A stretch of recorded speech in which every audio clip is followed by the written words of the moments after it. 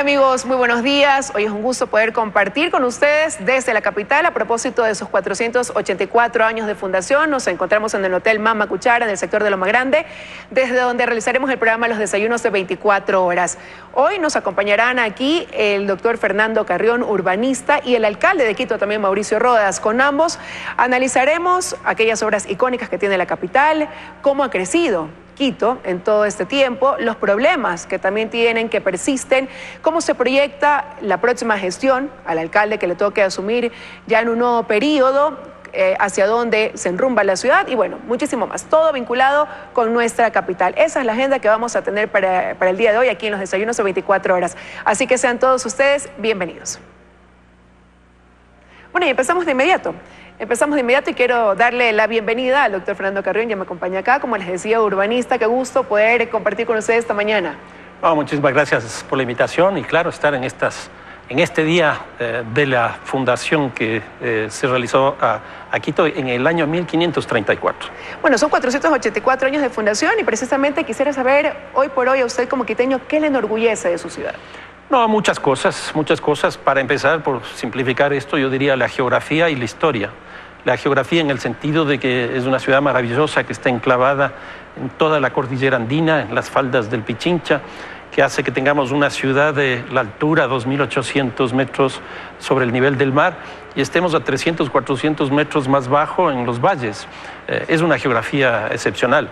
Y por el lado de la historia, por ejemplo, está todo lo que es el centro histórico de Quito y después todos sus desarrollos en la Villa Flora, la Mariscal, etcétera, que han llevado a que justamente Quito sea reconocido como Patrimonio de la Humanidad.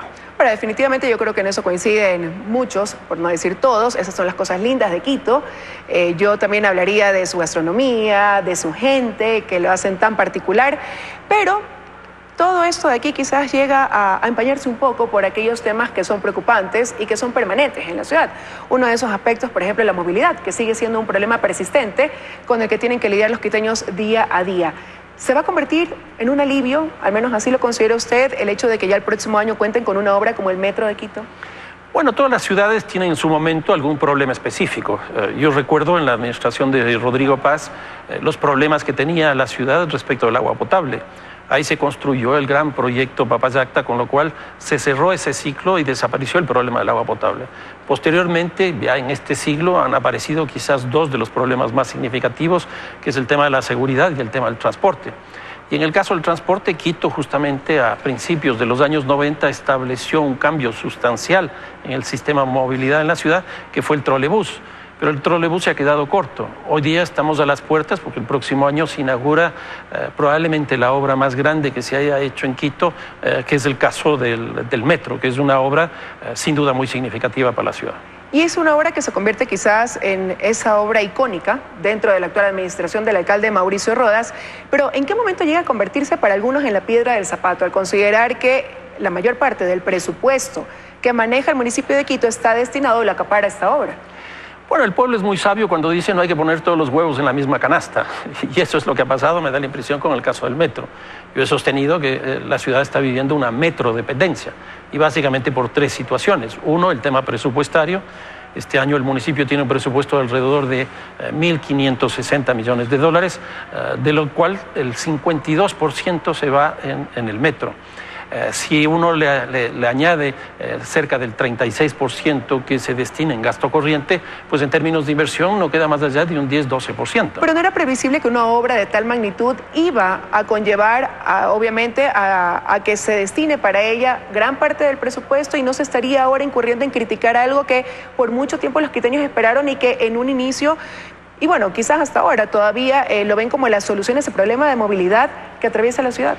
Bueno, de lo que yo conozco en América Latina en esta etapa de la construcción de metros, porque Panamá tiene, República Dominicana lo mismo, Bogotá va a empezar a construir exactamente igual Lima.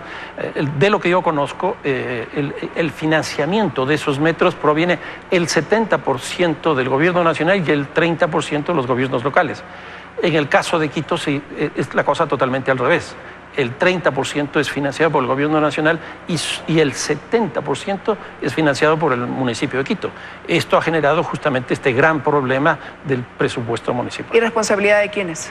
No, bueno, aquí llegó un momento determinado en que hubo una pugna entre el gobierno local y gobierno nacional respecto de quién financia. El gobierno se había comprometido a financiar el 50%, pero respecto de la obra que en ese momento iba a costar como 1.500 millones de dólares, que fue la base con la cual se hizo la licitación. Cuando se abrieron los sobres, pues el monto subió a sobre los 2.000 millones de dólares, con lo cual ahí el gobierno dijo, nosotros ya no financiamos esto. Y el municipio se arriesgó y este es el resultado que tenemos, por lo menos en el caso del presupuesto. Pero y ahora lo que preocupa es que para el próximo año, que ya se dé cambio, una asociación dentro del manejo de la ciudad de Quito, un nuevo alcalde tendrá que asumir, va a asumir con un presupuesto ya comprometido. Entonces, ¿cómo se proyecta ahí la solución de los problemas que no solamente se enfrascan en la movilidad, como usted ya lo mencionaba, en la inseguridad, de la basura? ¿Cómo se proyecta entonces para los quiteños el poder darle solución a esos problemas, repito, ya con un presupuesto comprometido? Bueno, ahí hay tres salidas, yo diría, para refinanciar el presupuesto. Una es que el gobierno nacional decida apoyar al gobierno local, al municipio. Pero aquí tenemos un problema. La crisis fiscal del gobierno nacional, del Estado ecuatoriano, es muy alta. No sé qué capacidad tenga el gobierno como para ayudar en ese sentido. En segundo lugar está, por ejemplo, los impuestos. Pero me da la impresión que la masa tributaria que este rato están pagando los quiteños y quiteñas es muy alta y eso genera un costo altísimo. En tercer lugar está el crédito, pero este rato el presupuesto del municipio de Quito tiene ya el techo máximo, que es del 40% y ya no puede acceder al crédito.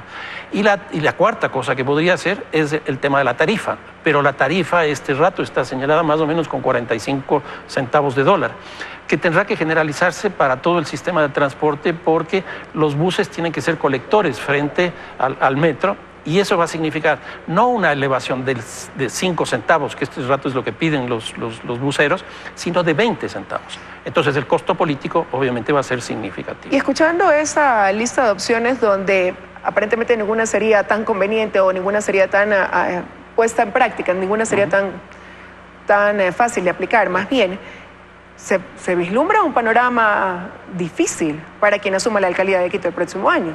En términos de presupuesto, yo sí creo que es un tema complicado. Entonces, ¿hasta qué punto todo lo que se escucha como ofrecimiento de campaña de los precandidatos llega a convertirse en pura demagogia? Yo creo que ese es el gran problema. Lo que estamos escuchando de los más de 20 candidatos que ya tiene Quito, porque yo creo que hay una crisis de representación muy fuerte en la ciudad, es pura oferta demagógica. Y se habla esta cosa que yo llamo el urbanismo de los proyectos, la ciudad segura, la ciudad alegre, la ciudad verde, etcétera.